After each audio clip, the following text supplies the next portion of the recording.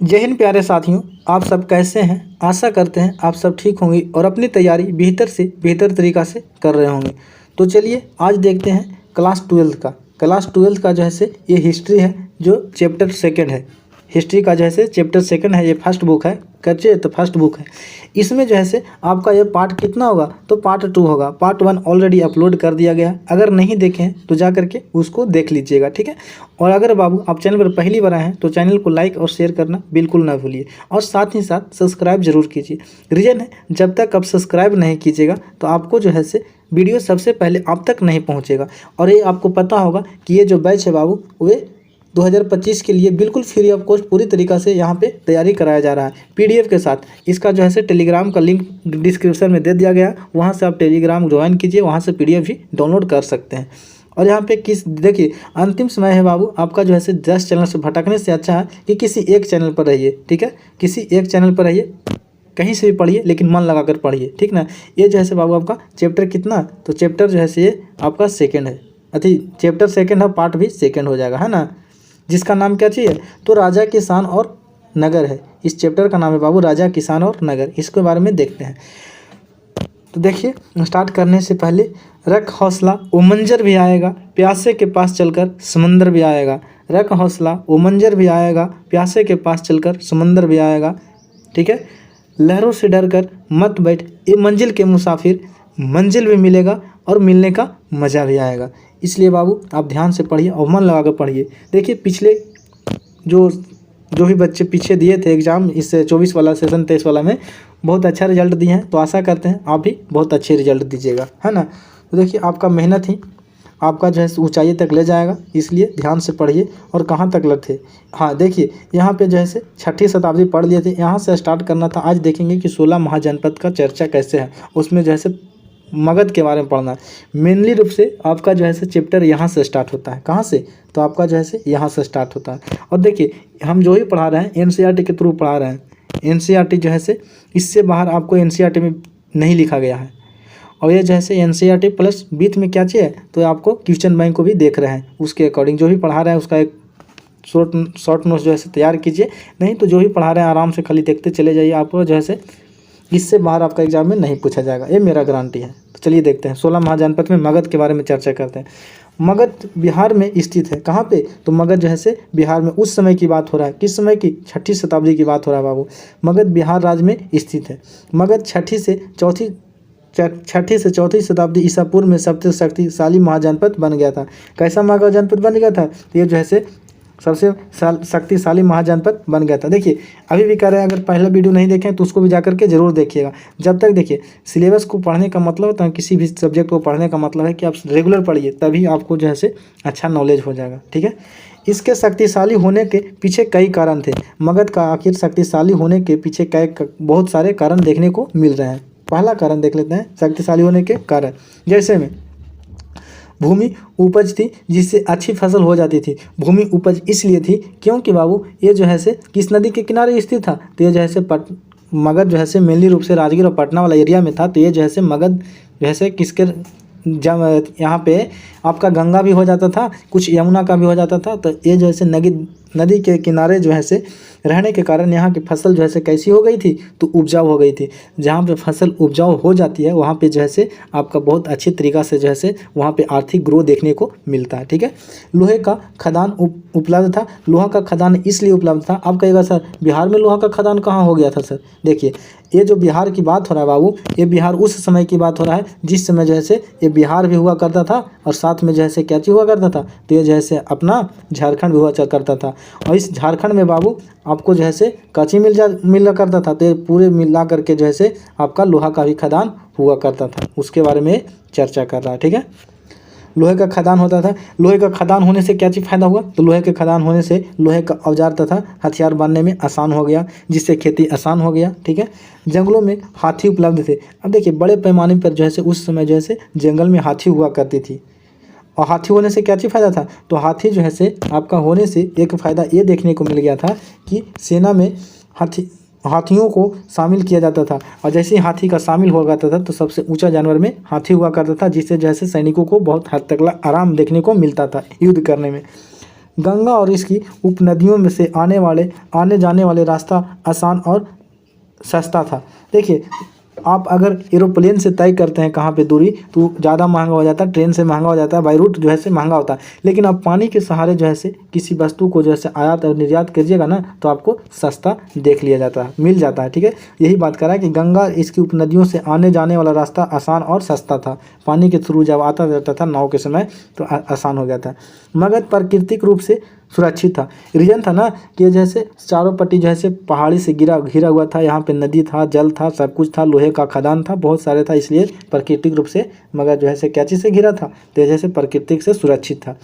मगध में योग तथा शक्तिशाली शासक हुआ करते थे। मगध में सबसे शक्तिशाली जैसे कि बिंबिसार हो गया, अजातशत्रु हो गया, महापद्मनंद हो गया, चंद्रगुप्त मौर्य हो गया, अशोक हो गया। देखिए ना, बहुत सारे होते हैं। ठीक है, सबसे शक्तिशाली राजा हुआ करते थे। जैसे में देखिए, बिंबिसार हो गया, अजातशत्रु हो गया, महापद्मनंद हो गया। इन शासकों की बेहतरीन नीतियों के कारण मगध इतना समृद्ध हो पाया। देखिए, किसी भी अगर मतलब कि मान के चलिए साम्राज्य को अगर बड़ा करना है बाबू, तो सबसे पहले आपका क्या चाहिए होता है, तो सबसे पहले वहाँ के शासक मजबूत होना चाहिए। कैसा, तो शासक को मजबूत होना चाहिए, है ना। जब तक शासक कमज़ोर रहेगा बाबू, उस क्षेत्र का जो है से विकास नहीं हो पाएगा। उसके बाद जो है से आर्थिक देखने को मिल जाता है। ठीक है, आर्थिक भी मजबूत होना चाहिए। तो आर्थिक तो बात की बात है, सबसे पहले शासक ही कमज़ोर में रहेगा तो वजह से डेवलपमेंट नहीं कर पाएगा। लेकिन मगध इसलिए यहाँ पे समृद्ध हो गया, शक्तिशाली हो गया, क्योंकि यहाँ पे जो है बिंबिसार, अजातशत्रु, महापद्मनंद, चंद्रगुप्त मौर्य जैसे जो है शक्तिशाली यहाँ पे शासक हुआ करते थे। इनको बेहतरीन नीतियाँ आती थी, जिससे मगध सबसे समृद्ध और शक्तिशाली बन गया। ठीक है, परिणाम में राजगा का मगध की राजधानी होती थी। अब राजगा कहेगा कि टाइपिंग में मिस्टेक हो गया सर, बिल्कुल नहीं, गधा कहीं का पढ़ता नहीं है, बुक पढ़ना चाहिए ना, टाइपिंग मिस्टेक नहीं है। राजगीर को जैसे उस समय जैसे राजगाह लिखा गया था। ठीक है, तो यही बात लिखा कि परिणाम में राजगाह, इसको राजगिरी हम पढ़ सकते हैं आज के ज़माने में। ठीक है, मगध की राजधानी हुआ करता था, परंतु 4वीं शताब्दी ईसा पूर्व में इसकी राजधानी कहाँ, तो पाटलिपुत्र कर दिया गया। तब पूछेगा कि मगध का जो है पहला राजधानी कहाँ पे हुआ था, तो राजगढ़ यानी कि राजगीर में, और दूसरा राजधानी जो है कहाँ पे हुआ करता था, तो पाटलिपुत्र। अब कहेगा कि सर पाटलिपुत्र कहाँ है, पाटलिपुत्र जो है पहले आज जो है पटना बोला जाता है, पटना बोला जाता है। पटना क्यों रखा गया नाम, पटना जो है पटन देवी के नाम पर रखा गया। ठीक है, याद रखिएगा। ठीक है, पाटलिपुत्र का जो है स्थापना किसने किया था, तो उदयन ने किया था। उदयन एक शासक हुआ करता था, उदयन, उसी ने जो है पटना का स्थापना किया था, पाटलिपुत्र का। अब देखिए, यहाँ से जैसे मौर्य वंश के मेनली रूप से मगध में जैसे आपका मौर्य वंश पढ़ना है।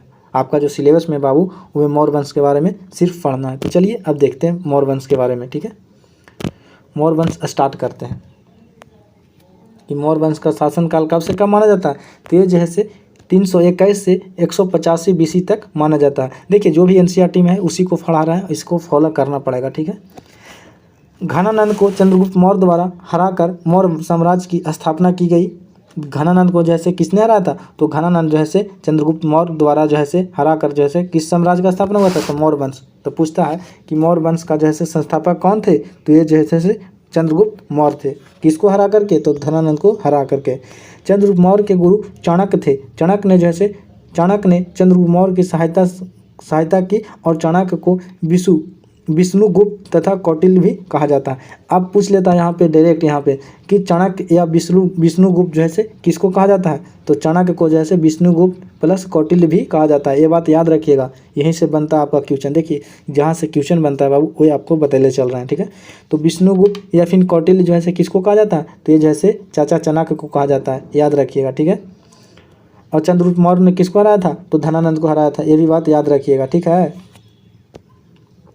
उसके बाद जो है आगे देखिए, इन्होंने अर्थशास्त्र नामक पुस्तक की रचना किया था।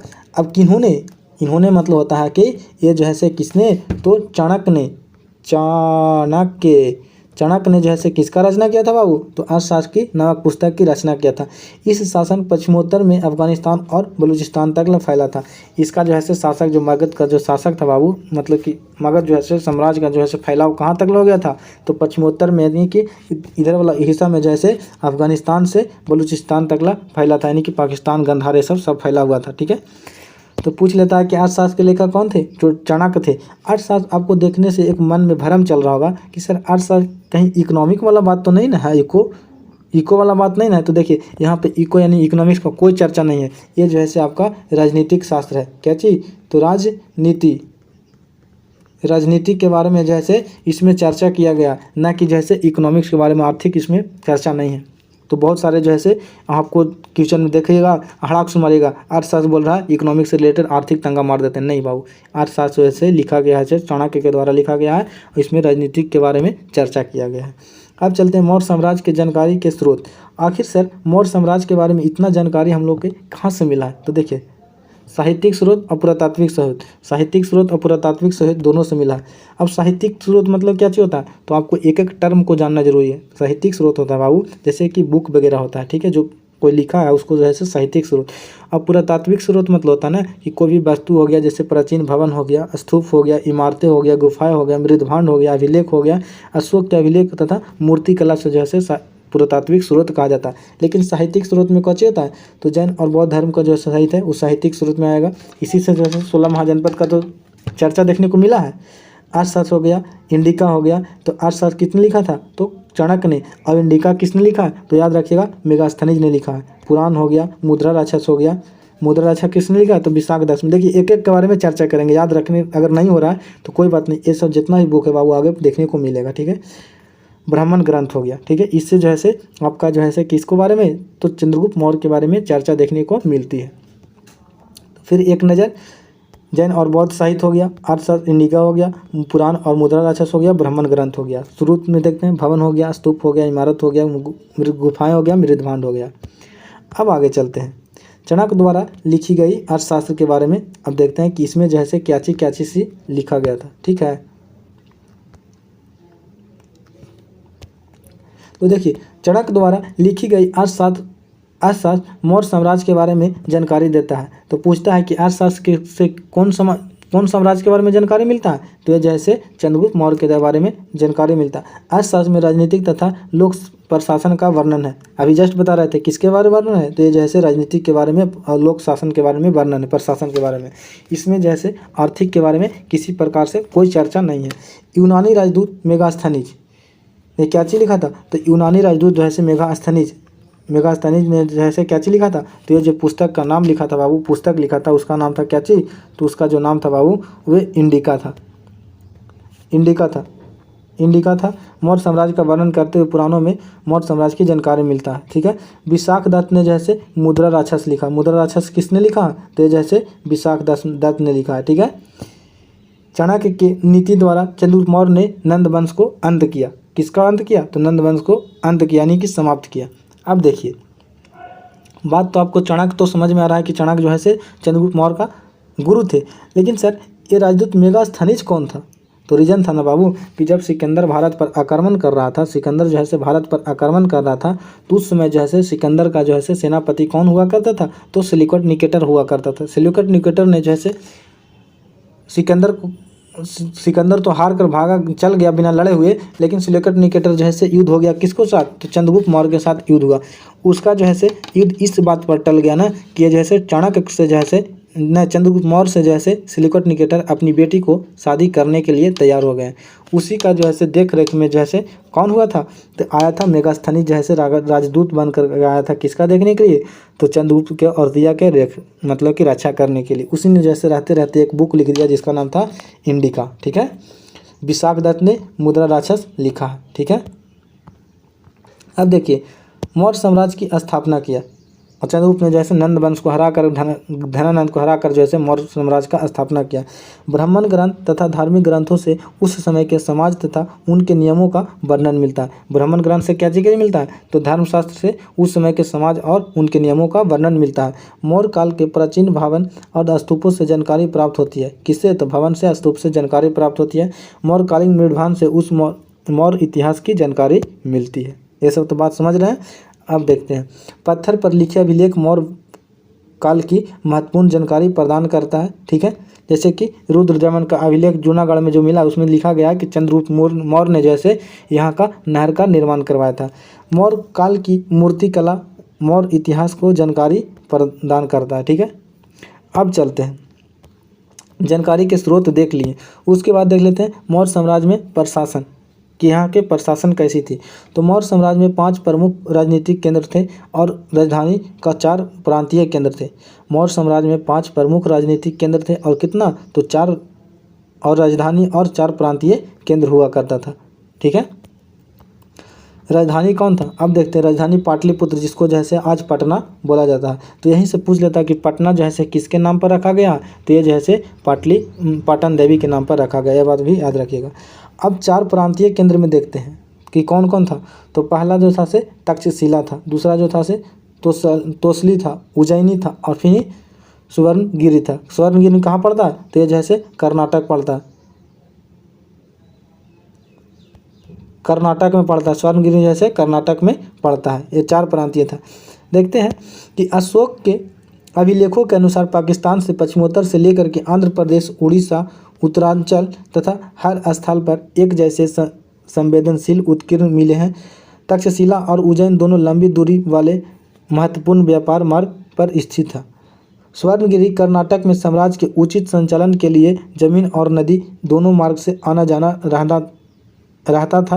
राजधानी से प्रांत तक जाने के लिए कई सप्ताह या महीने का समय लगता था। ऐसे यात्रियों को विश्राम और खाना खाने पाने की व्यवस्था के लिए की गई होगी सुरक्षा का कार्य सेना को सौंप दिया गया था। इसका मतलब क्या है ना, कि जब इतना बड़ा में मौर्य साम्राज्य जो है से मगध जो है से मतलब फैला हुआ था, तो उस समय जो है से अभिलेख में अशोक लिख देते हैं कहाँ से कहाँ तक विस्तार था। तो ये आंध्र प्रदेश से लेकर के उड़ीसा, उत्तरांचल और जो है कहाँ तक पाकिस्तान तक था। लेकिन एक देखा गया कि तक्षशिला जो पाकिस्तान गंधार वाला एरिया में पड़ता है और उज्जैन मध्य प्रदेश के एरिया में पड़ता है, इन लोगों के बीच जो है लंबी दूरी वाला व्यापार मार्ग था। तो सबसे ज़्यादा व्यापार कहाँ पे था, तो तक्षशिला और उज्जैनी से था। अब देखिए, स्वर्णगिरी जिसको बोलते हैं कर्नाटक में है। इस साम्राज्य में उचित संचालन के लिए जमीन और नदा दोनों मार्ग से जाना जाता है। इन स्वर्णगिरी जो है कर्नाटक तो इस वाला एरिया में पड़ जाता था, कर्नाटक जो है इस एरिया। अब यहाँ पे जाने के लिए जो है क्या चीज़ का सुविधा था, तो जल मार्ग और फिर स्थल मार्ग दोनों था। लेकिन वहाँ पे जाने आने के लिए जो है लंबे समय लगा करता था। तो उस समय जैसे खाने पीने के लिए जैसे बहुत सारे आश्रमों का जैसे उत्खनन करवाया गया था। उसकी सुरक्षा के लिए जैसे किसका व्यवस्था किया गया था, तो सैनिक का व्यवस्था किया गया था। अब चलते हैं सेना के बारे में। मेगास्थनीज के अनुसार सैनिक गतिविधियों के लिए एक समिति और 6 उप समितियाँ थी और मौर्य साम्राज्य के पास विशाल सेना थी। सेना के बारे में मेगास्थनीज जो है कौटिल्य इंडिका में लिखा है। मेगास्थनीज जो है किस में लिखा है, तो इंडिका में लिखा है कि सेना गतिविधियों के लिए एक समिति और 6 उप समितियाँ हुआ करती थी। मौर्य साम्राज्य के पास कैसा समिति था, तो एक विशाल था। अब पहला समिति देख लेते हैं, 6 उप समिति। पहला जो है नौसेना का संचालन करता था। किसका, तो पहला जो है नौसेना का संचालन करता था। दूसरा क्या करता था बाबू, तो यातायात और खान पान की देख रेख करता था। तीसरा जो था पैदल सैनिकों का संचालन करता था। और चौथा जो है क्या चीज करता था, तो अश्वरोही यानी कि घोड़े का जैसे देख रेख करता था। तो देखिए, पहला क्या करता था, तो नौ संचालन करता था। दूसरा यातायात या खान पान का देख रेख करता था। तीसरा जो सैनिक हुआ करता था वो पैदल सैनिकों का संचालन करता था। चौथा जो है अश्वरोही किया करता था। ठीक है, अब पांचवा जो है रथरोही का देख करता था। किसको, तो रथरोही। अश्वरोही मतलब घोड़ा का और रथरोही मतलब रथ का। और छठा जो था हथियारों का संचालन किया करता था। यही जो है सैनिक का काम हुआ करता था। अब देखते हैं अन्य उप सैनिकों के बारे में कि और कुछ हुआ करते थे सैनिक। तो देखिए, उपकरण को ढोने के लिए बैलगाड़ी का प्रबंध किया गया था। उपकरण को जैसे कि उपकरण के मतलब समझ रहे हैं, खाने पीने वाला सामान या फिर और हथियार वगैरह ढोने के लिए किसका उपयोग किया गया था, तो उसमें बैलगाड़ी चला करता था। सैनिक के लिए भोजन की व्यवस्था करना, जानवरों के लिए चारे की व्यवस्था कराना। ठीक है, सैनिक की देखभाल के लिए सेवकों का नियुक्त करना, ये जो है उप सैनिकों का काम था। तो क्या जी का, बैलगाड़ी का देखना, भोजन के लिए सैनिकों को व्यवस्था करवाना, उसके बाद जानवरों के चारा के लिए भी देखना होता था, है ना। और सैनिक को देखभाल के लिए करने के लिए सेवकों का उपयुक्त करवाना होता था। अब चलते हैं अशोक के धर्म के बारे में देखना है। ठीक है, कि अशोक के धर्म क्या चीज़ था। तो धर्म जो है एक अशोक ने अपनाया था ये जो है बौद्ध धर्म से रिलेटेड है। धर्म जो है कोई धर्म नहीं था। धर्म के मतलब होता है ना कि सुख शांति और समृद्धि के लिए जो है एक विश्वास का पात्र हुआ करता था, एक जो है नियत बनाया था। तो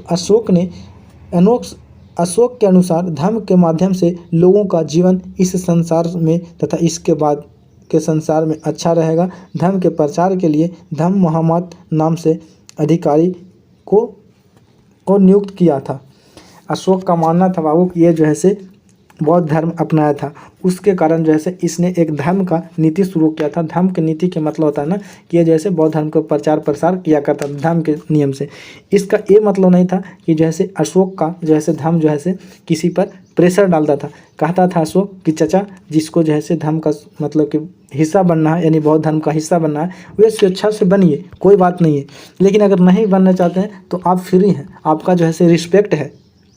अगर आप हिंदू मुस्लिम सिख ईसाई गुरदन कुछ भी हैं, आपका जो है चरणों स्पर्श है, आपका जो है निंदा बिल्कुल नहीं कर रहा है। लेकिन हाँ, दुनिया को शांति अगर चाहते हैं, संसार में अगर शांति चाहते हैं तो धर्म का आपका अगर मन है तो हेलिए, नहीं तो कोई मतलब नहीं है। ठीक है, आगे चलते हैं। अशोक का धर्म की विशेषता क्या चीज़ था, अब इसके बारे में देखते हैं कि इसका जो है धर्म का नीति में क्या चीज़ व्यवस्था था।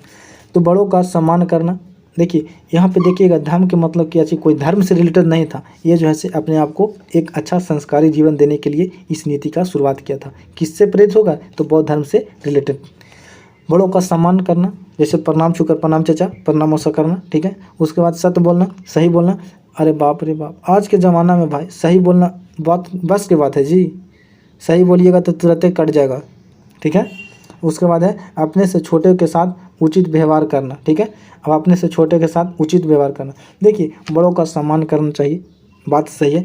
सच बोलना, यानी कि सही बोलना, झूठ बोलने से आपको कोई फ़ायदा नहीं, इसलिए हमेशा सत्य बोला कीजिए। सत्य एक दिन, देखिए सत्य बोलने से एक न एक दिन आपको सफल मिलता ही मिलता है। ठीक है, थोड़ा सत्य बोलने से जो है लोगों में जो है विश्वास की भावना में जो है लगता है कि बहुत ज्ञानी बन गया, लेकिन नहीं, ऐसा नहीं करना। सत्य हर हमेशा बोलते रहना है। ठीक है, अपनों से छोटे के साथ उचित व्यवहार। अब देखिए सबसे बड़ी बात है ना कि लोगों का मानना है ना कि जैसे अपना से छोटा से लोग नहीं डराएगा और बड़कन से डराएगा कि का तो मौसा देख लेते, चाचा देख लेते, का रहो तो सिगरेट पिएला। अब मारिए ना, एगो बड़ा लड़का है, उसके बगल में जैसे छोटकू है। कौन है, तो छोटकू है। अब छोटकू के देखा के मार धक्का धक सिगरेट पी ले है। देख रहा है ना, ये बंदा जैसे मार धुआं निकाल ले है, सिगरेट टान रहा है, किसके सामने, छोटका के सामने। तो ऐ जी आप छोटका से जैसे सिगरेट पी रहे हैं तो कल सीखेगा कि नहीं सीखेगा। और चाचा उसके सामने नहीं पी रहा, कहा कि चाचा देख दें कि कैसे पी रहा। अरे भैया थोड़ा से पहले ही पी रहा है, इसके सामने पिएगा तो चलेगा, लेकिन छोटका के तुम सिखा रहा हो, सही बात है। इसलिए जैसे छोटों को रिस्पेक्ट करो और उसको सामने जैसे गलत बिहेव बिल्कुल ना करे, उसको जैसे सबसे दूर रखने का प्रयास कीजिए। ठीक है, विद्वानों ब्राह्मणों के प्रति सहानुभूति। कोई भी आपके द्वार पर आता है, विद्वान हो ब्राह्मण हो, उसको जैसे खाली पेट नहीं जाने देना, कुछ न कुछ देना। ये जैसे धर्म का नीति बता रहा है। ठीक है, अहिंसा का संदेश था, किसी प्रकार से हिंसक नहीं बनना, किसी को मारना नहीं है, जीव हो जंतु किसी को नहीं, सभी धर्मों का सम्मान करता था। ठीक है, दासों और सेवकों के प्रति दयावान था। ये जो है धर्म का प्रमुख नीतियाँ हुआ करती थी। ठीक है, तब पूछेगा धर्म जो है कोई पर्सनल नीति था, कोई पर्सनल धर्म था? नहीं, बिल्कुल नहीं। इसमें कहता था कि सही सच बोलो, हर हमेशा दूसरा की मदद करो, बड़ों का सम्मान करो, छोटों का इज्जत करो, उसके बाद जो है सभी धर्म को बराबर सम्मान दो। ठीक है, मौर्य साम्राज्य का महत्व। अब मौर्य साम्राज्य के बारे में महत्व को देखते हैं। 19वीं शताब्दी में जब इन इतिहासकारों ने भारत के आरंभिक इतिहास को लिखना शुरू किया तो मौर्य साम्राज्य को इतिहास का प्रमुख काल माना गया। क्यों? क्योंकि इस समय जो है क्या हुआ था, तो सबसे ज़्यादा जो है मगध चरमोत्कर्ष पर था, तो मौर्य साम्राज्य के समय में था। क्योंकि पहली बार चंद्रगुप्त मौर्य के द्वारा एक अखंड भारत का बनाया गया और मौर्य काल की मूर्तिकला सराहनीय था। मौर्य काल उसको ने अपने नाम के आगे बड़ी बड़ी उपाधियां नहीं जोड़ी। इतिहासकारों ने अशोक को एक महान सम्राट माना है। ठीक है, राष्ट्रवादी इतिहासकार के लिए अशोक एक प्रेरणा का स्रोत है। देखिए ये जैसे मौर्य साम्राज्य के बारे में इसलिए इतना लिखा गया है क्योंकि भाई इस समय जैसे चरमोत्कर्ष पर था, अखंड भारत के ये जो है नींव किसने धरा था, तो ये जैसे आपका मौर्य वंश नहीं धरा था। लेकिन इतना करते भर में अपने आप को एक विशेष जो है उपाधियाँ का नाम नहीं जोड़ा था, कोई उपलब्धियाँ नाम नहीं जोड़ा। अब आगे देखिएगा तो अपना आपका बहुत बड़ा उपाधि मतलब कि अपना आपके जैसे उपाधि जोड़ा है, जैसे विक्रमादित्य, मौर्य साम्राज्य में जैसे कोई भी कर्मादित्य को उपाधि नहीं धारा, लेकिन आगे देखिएगा तो सबको जोड़ता है। उसके बाद है मौर्य साम्राज्य मात्र 150 वर्षों तक ही शासन चला पाया था, लेकिन भारतीय इतिहास में इसे महत्वपूर्ण माना गया। देखिए 150 वर्ष तक नहीं शासन किया, लेकिन फिर भी महत्वपूर्ण माना गया। क्यों? क्योंकि अखंड भारत का नींव जो डाला गया था, अखंड भारत बना जो मौर्य साम्राज्य के काल में ही बना। अब देखते हैं दक्षिण के राजा के बारे में। ये तो देख लें उत्तर के बारे में, अब कुछ दक्षिण के भी राजा हुआ करते थे, दक्षिण के राजा तथा सरदार के बारे में। भारत के दक्षिण में कुछ सरदारियों का उदय हुआ। तमिलकम जैसे जिसको बोलते हैं तमिलनाडु, आंध्र प्रदेश, केरल। तमिलकम क्षेत्र में चोर, चेल, पांड जैसे सरदारियों अस्तित्व में आई। यह राज्य की काफ़ी समृद्ध थे। चोर, चेल, पांड जैसे कहाँ पे? तो तमिलकम, तमिलनाडु वाले एरिया में आए थे। ठीक है, कितने बार? तो पूछता है कि दक्षिण के राजा कौन कौन थे? तो चोल, चेर और पांड जो है से साम्राज्य चल रहा करता था। ठीक है, अब सरदार और सरदारी में क्या अंतर है? सरदार और सरदारी में, सरदार एक शक्तिशाली व्यक्ति होता है। सरदार का पद वंशानुगत होता भी हो सकता है और इन्हें और नहीं भी। ठीक है, नहीं भी। सरदार के समर्थक उसके परिवार के लोग होते हैं। ठीक है, सरदार जो है एक शक्तिशाली व्यक्ति हुआ करता था। ठीक है, ये जैसे कैसा वंशानुगत भी हो सकता है और नहीं भी हो सकता है। अब सरदार के कार्य क्या चीज़ था बाबू? तो अनुष्ठान का संचालन करना। अनुष्ठान मतलब समझ रहे हैं? अनुष्ठान मतलब हो गया भंडारा उंडारा का जो है पूजा पाठ का जो है संचालन करना। युद्ध का नेतृत्व करना, मान के चलिए कि कहीं पर लड़ाई हुआ है, उसका जो है नेतृत्व कौन करेगा? तो सरदार करेगा। लड़ाई झगड़ा विवाद को सुलझाना। ठीक है, सरदार अपने अधीन लोगों से भेंट लेना, जो भी उसके अधीन है, सरदार के जो भी अधीन है उसको जैसे उपहार भी लिया करता था। अपने समर्थकों में उस भेंट को बांट देता था। ये जो है अपना सबसे भेंट लिया करता था, जो भी गरीब गुरु होता था उसको में जैसे बांट दिया करता था। सरदारी में कोई अस्थाई सेना या अधिकारी नहीं होता था। सरदार में जो है सरदारी में कोई अस्थाई सेना नहीं होता था।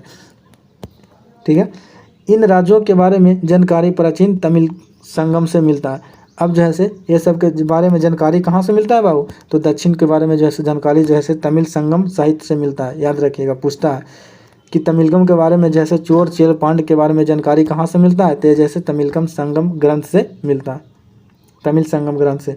इन ग्रंथों में सरदारों के बारे में विवरण मिलता है। ठीक है, कई सरदार तथा राजा लंबी दूरी के व्यापार से भी राजस्व इकट्ठा कर लेते थे। इनमें सातवाहन तथा शक राजा प्रमुख हुआ करते थे। ठीक है, सातवाहन और शक। ठीक है, इनमें सातवाहन तथा शक राजा प्रमुख हुआ करते थे। किसमें? कर वसूलने में जैसे सातवाहन और शक होते थे।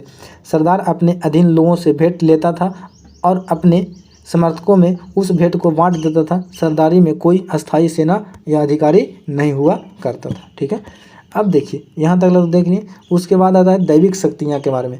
अपने आप को जो है पहले के राजा जो है क्या चीज़ मानते थे? तो अपने आप को दूत मानते थे। किसका दूत मानते थे? तो कहते थे तो हम जो है किसका दूत बन के आए हैं? तो हम जैसे भगवान का दूत बन के आए हैं। पर मतलब हम ही जो है भगवान का दूसरा रूप है। देखिए दैविक शक्तियाँ में क्या चीज़ था। राजाओं के द्वारा उचित स्थिति प्राप्त करने का एक माध्यम देवताओं से जोड़ लिया करते थे। क्यों? क्योंकि कहते थे कि हम राजा का बेटा है, वो कहता था दौहित्र है, हम राजा का नाती है, कोई कहता था पोता है। बताइए, राजा जो है अपने आप को जैसे ऊंचा अस्तित्व दिखाने के लिए ऐसा काम किया करते थे। ठीक है, कुषाण राजा जिन्होंने मध्य एशिया से लेकर के पश्चिम उत्तर भारत तक शासन किया, इन शासकों ने मंदिरों में अपनी विशाल मूर्तियाँ लगवाई। कौन? कुषाण की बात कर रहे हैं, लगाई। और शायद वह स्वयं को देवकुल दिखाया करते थे। देवकुल यानी कि हम जो है देवतुल, यानी कि हम जैसे देवता जैसा तुल्य हैं, देवते के जैसा है। कुषाण राजा ने अपने नाम के आगे देवपुत्र लगाया करते थे। कौन पुत्र लगाया करते थे? तो देवपुत्र। वे जो है कहते थे कि हम जो है देव यानी कि भगवान का पुत्र हैं। कौन ऐसा करते थे? तो कुषाण करते थे। कुषाण काल के सिक्कों में भी एक तरफ राजा, दूसरी तरफ जो है देवता का चित्र हुआ करता था। जो भी शासक हुआ करता था कुषाण काल में, एक समय अपने फोटो लगाया करता था और दूसरे दिन जो है एक दिन राजा रहता था, एक दिन जो है देवता रहता था। इससे क्या साबित करना चाहता था? इससे यह साबित करना चाहता था कि वो जैसे देवता का अवतार है। ठीक है, उसको जैसे भगवान से ऊपर माना जाए। बताइए, भगवान जैसा माना जाए। उत्तर प्रदेश में मथुरा के पास माट के एक देव स्थान पर कुषाण राजा की विशाल मूर्तियां मिली हैं। अफगानिस्तान के एक देव स्थल पर भी ऐसी मूर्तियां देखने को मिला है। लेकिन ज़्यादातर देखिएगा तो कुषाण शासकों ने ही ऐसा कांड मतलब जो है अपने आप को देवता मानने का प्रयास किए हैं। ठीक है, उसके बाद जो है से गुप्त साम्राज्य के बारे में देखेंगे। ठीक है, तो गुप्त साम्राज्य के देखने से पहले देखिए वीडियो जो है से लॉन्ग हो रहा है, तो इतना जो है से गुप्त साम्राज्य के बारे में नेक्स्ट वीडियो में देखेंगे। जब तक के लिए जय हिंद। अगर वीडियो कभी तक शेयर नहीं किए तो शेयर कीजिए, अपने दोस्तों तक ज़रूर पहुँचाए। जय हिंद।